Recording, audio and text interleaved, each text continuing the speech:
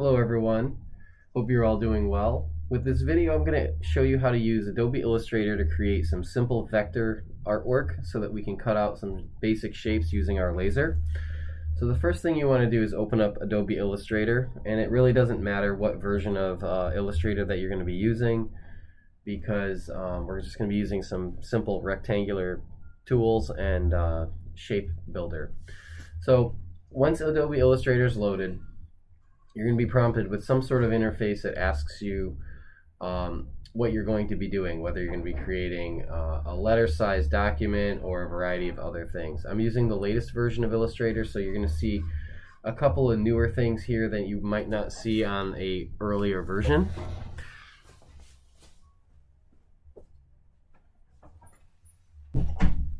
So what we're going to be doing is, I would say, to probably be as consistent as possible, if you have a splash screen or anything like that, you want to click cancel, and we're just going to go up to File New.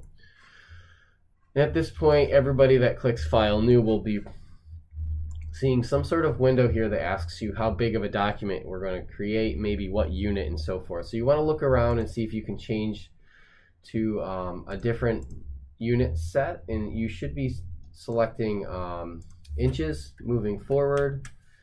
And so we have feet and so forth. I'm not sure why my menu is not exactly showing the proper drop down for some reason. So we want to select inches, and over in here, make sure that you do so. In terms of my specific selection, of course this isn't working, I'll select it in the interface moving forward into the actual document. But I want you to select it here. And then in terms of inches, in terms of total width, we're going to just choose a 12 by 12 inches. In terms of width and height, we're going to do 1 square foot. And then in terms of color mode, it doesn't necessarily matter at this point. And at this point, you can leave it at high for 300 points per inch. In terms of raster effects, once again, most of this are really not going to apply our artwork to it anyway. So let's just hit create at this point. And you want to hit Control R on the keyboard, which will show your rulers one way or the other. You can see them bouncing back and forth because I'm holding Control and pressing R. Okay, so you want your rulers to be visible. And then I'm going to switch my unit here. If I'm going to right click, you can kind of switch to units on the fly. Okay, similar to Onshape at the bottom right, this is the upper left. With rulers on, you just right click in this region here, and when you do so, you can select whatever you're looking for. Now I'm going to set up my document this way because I couldn't select inches here, and at that point I'm just going to size my artboard to be 12 by 12 the way that I asked you to create it. So just give me 1 second. I'm just going to zoom out, and you can always go back and change your artboard to be whatever size you're looking for. And the reason I'm choosing 12 by 12 is because this is going to reflect the size of the cardboard that I'm going to give you in terms of using the laser. Okay, so you can type up in here if you needed to, depending on what version of Illustrator you're going to be using. So I'm going to do 12 inches by 12 inches, and then I'm just going to click out to the white space here, and now we're ready to create some basic shapes. A couple tools that I like to use. I like to hold down the Alt key and then use my scroll wheel, which will be zoom. If I hold Control and scroll, I can kind of scroll up and down. If I let go and just normally scroll, I can go horizontally left and right. And then without Control being pressed, I can go up and down. And then holding down the Alt key, I can zoom in and out. So this allows me to zoom in and out and pan and scroll up and down relatively quickly just by using the Alt and then the Control key, which is, I focus on my bottom left corner of my keyboard. Okay, so at this point moving forward, we're just gonna create some basic shapes. I'm gonna create like a simple salt box shaped object that I'd like you to kind of replicate, and then you'll cut out this salt box shape. We'll see if we can fit these together, and you'll get a general understanding of how we can use the laser to cut out architectural shapes. So we're going to be using the rectangle tool. If you don't see the rectangle tool, you might have the ellipse tool on. So you just have to hold down your mouse here on the left side menu, and then you'll reveal the children. We're going to basically focus on the rectangle tool here, Another thing I want to bring attention to is in the bottom left region of your menu here. Okay, we're on the left side at the bottom. You'll see a picture frame, almost like, right? It looks like a frame here. And then you'll see a solid color. And so basically you have foregrounds and backgrounds colors. In Photoshop, this is similar. This is the outline around the shape, which is called the stroke, and then the fill. So moving forward, we'll most likely create one-line drawings without fill, but we're going to set it to no fill later. And then we're going to leave a black stroke at the moment. So by default, you want to have it look like this. So if it doesn't, you can kind of switch what is going in for the color for the stroke. Right now I have a black solid with a white outline. Now I have a white solid with a black outline. So you can kind of swap these to suit your needs. And then you can always double click here and you can change the color that you need if you were actually creating something with color. Right now we're cutting things out, so color is really irrelevant. So look, we're going to go to the rectangle tool, holding our mouse over the tool here, making sure rectangle is selected. And then when you just click and release a single point, you'll be viewing the size that you would like if you were creating a rectangle at that point. So we didn't click or drag or anything like that. We just clicked and released one point. In terms of width, since we have 12 inches to work with, let's just go 4 inches wide, and then let's go half that for height. Let's just do a 2.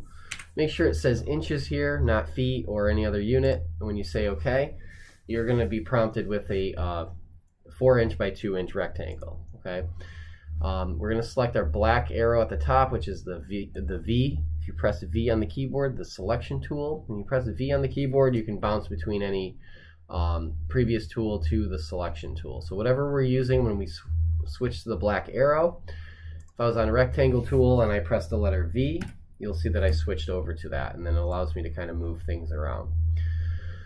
Another thing you can double check to see if you don't have smart guides on, I believe it's under view here, and then we're going to go down to smart guides, and you want to make sure that smart guides are turned on.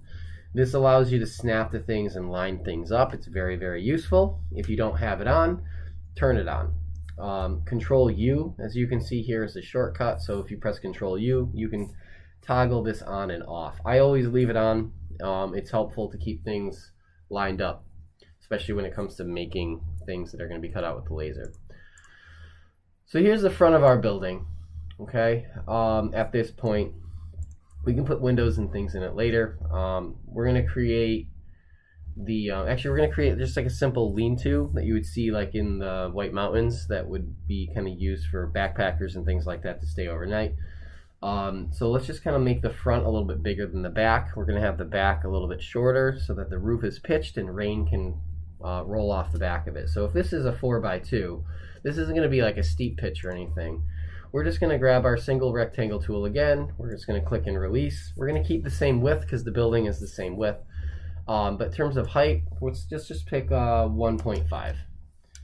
Actually, no, let's do 1.25. If you've already created 1.5, you can delete it and repeat this step. But 4 by 1.25, as you can see, we have the back of a building and we have the front of the building. Okay, so if you use the selection tool or press a V on your keyboard, you can grab these things and move them around. And you can see that the smart guides will help you line things up. Okay, and that's going to be important to try to keep things in the right arrangement so that we can put this thing together, okay, moving forward. So I have the back of the building, I have the front of the building. I need to create the side of the building, and basically it's going to be 4 in the front and 2 in the back, based on the height that we want. And we can pick this out in a minute, and I'll kind of show you how to do this. So we're going to grab the rectangle tool. Let's draw the side, and we're just going to make it 4 by 4 at the moment. And then if I click here, you can see our previous was 4 by 1.5. So let's just remember, or I mean 1 1/4. Let's just remember 1.25. So let's just do a 4 by 4 square. Actually, I'm sorry, hit Control Z, let's undo that. Let's click and do a 2 by 2. 2 by 2 is what I meant to say. So we're going to say OK. And we press V on the keyboard or grab the selection tool here. and I'd like to drag it kind of next to, like, pretend this is like the side of the building. We do want it to slope downwards towards the back of the wall, if you want to think of it as this is 1 1/4 here, and then this is 2. And if you have your ruler lines up, this is going to be a little bit tricky. We're just going to kind of move our walls kind of next to each other with the sides. This is where smart guides are really helpful. We'll let you line up things to the center and adjacent to. So I'm going to line this up at the bottom. And so everything is lined up. Okay. At this point, I want to just kind of make a mark here and kind of bring it down to where this is.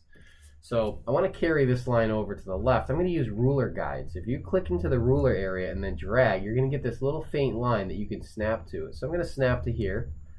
You'll see this nice little guide that goes across. And then we're going to snap to here, right? We know that it's at the top, but if this wasn't, this is a demonstration. We're going to connect a line from here to here, which will give us the back of our building. I mean the side of our building, which will work with the back wall and the front wall. Okay. Remember I said this is going to be like an open face lean-to. When rain falls, it's going to fall this direction off the back of the building. Okay. So with the ruler guides kind of in place, you can kind of, I'm going to zoom in by holding Alt and scrolling. You can kind of see we can kind of intersect between these points and create a shape that is what we want to keep for the side. So at this point, I'm going to grab and try the pen tool and see if this works. So let's just, once again, I'm doing this unrehearsed at this point, so I'm hoping I can kind of click and release at the intersection, and then click and release at the intersection. And at this point, I'm using Adobe Creative Cloud 2020, so you won't see some of this behavior. You'll probably just see snap between 2 points, and then you can press escape, and you'll get a straight line. At that point, you might not have a stroke defined, so with the selection tool selected, if you hover over it, it should pop up. So if I click on it, this one line, if you notice down here, has red slashes through them. And the red slashes mean that there's no color defined, there's no stroke defined. So we're going to switch the arrow so that the, we're going to double click the actual outline here. And we're just going to select black and say OK. Not sure why that didn't do it. Let's just say OK. And then at that point, we need to define the stroke as a specific thickness. Okay, so this should have a stroke thickness. Over here, you'll probably have a menu at the top, horizontal space. So you might see it. I can't dock it. You'll most likely see this in the upper middle section when you select it. But anyway, if you bump up, let's say 0.1, or sorry, 1 point, or you can go all the way down to 0.5. It really doesn't matter. This is only for your eyes because the laser is just going to follow the point. Okay. So if I select the line, you can select the stroke at that point. 1 is the default, and I'm snapped to the points where I need them to be. I'm hoping the next tool that I'm about to show you will let us cut this back region away. Depends on kind of what this is doing. So clicking on your individual with your selection tool, the next thing is let's remove these ruler guides. So with your selection tool on, just click them, and you'll see that they turn blue. When you press delete on the keyboard, they'll just go away. Okay.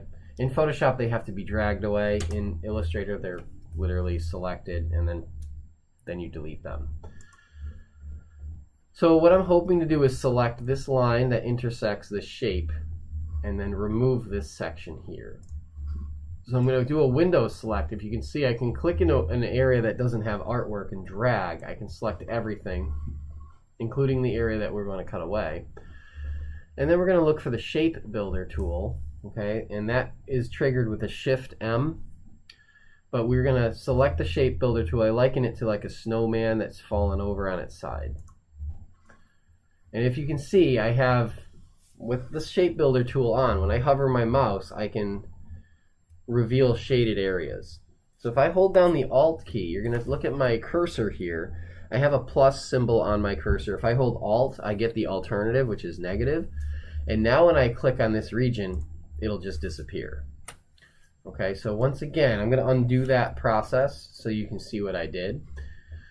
I created a square, and I connected the top corner to 2 inches down on the back with the ruler guides. Now when I have this single line that was created with the pen tool, I Windows select with the selection tool on. Remember the V character on the keyboard next to C on the keyboard. You're going to highlight both. You're going to select the shape builder or Shift M, and then when you hover your mouse, you will see both regions. So when you hold the Alt key character on the keyboard and you click, the region that you select will disappear. At this point, this will be a solid shape, and the laser can cut this out. This is like the side of our building. So moving forward, we need 2 of these, right? We need one on the other side, and since we're using just flat stock, we can duplicate this. We don't even need to mirror it. It can be in the other alternative, and then we can just flip it on the physical table. So with the selection tool selected, hold down the letter V, drag, and then let go. And now let go of the keyboard. You'll create a duplicate. So with the selection tool on, you can create multiple copies of something by holding V and then dragging. Okay. So we have 2 sides. We have a front and we have a back. Okay. So what we're going to do at this point is create the cutout in the front of our building, and then we probably have to create a bottom. Remember, it's 4 inches from the front to the back. Okay, this is 1 1/4 inches from the bottom to the top in the back of the building. And then we have 2 of these, so I could put it, we can reflect this if I want, I could put it here. Ultimately, I want to put this together, so I want certain parts of the building to intersect with each other, or we could just theoretically just hot glue this. It'll probably be a little bit easier if there were notches that these can kind of fit into, almost like pieces of Legos. So we'll do that in a couple minutes. I'm going to stop this at this point just because I'm going to break this up into 2 parts so this doesn't go too long. We're already 17 minutes in. But at this point, we created a rectangle using the rectangle tool. We pulled out our rulers. We right-click on these rulers. We know that we can switch units at this point. We use the pen tool using simple click and release at intersections. And then we use the shape builder tool to delete a portion of a selection that we want when we used ruler guides to drag them out to guide us. Okay. We also hopefully at this point appreciate smart guides and how that allows us to snap. We'll be moving forward in the next video on how to create interlocking pieces. I'll talk to you on the other side.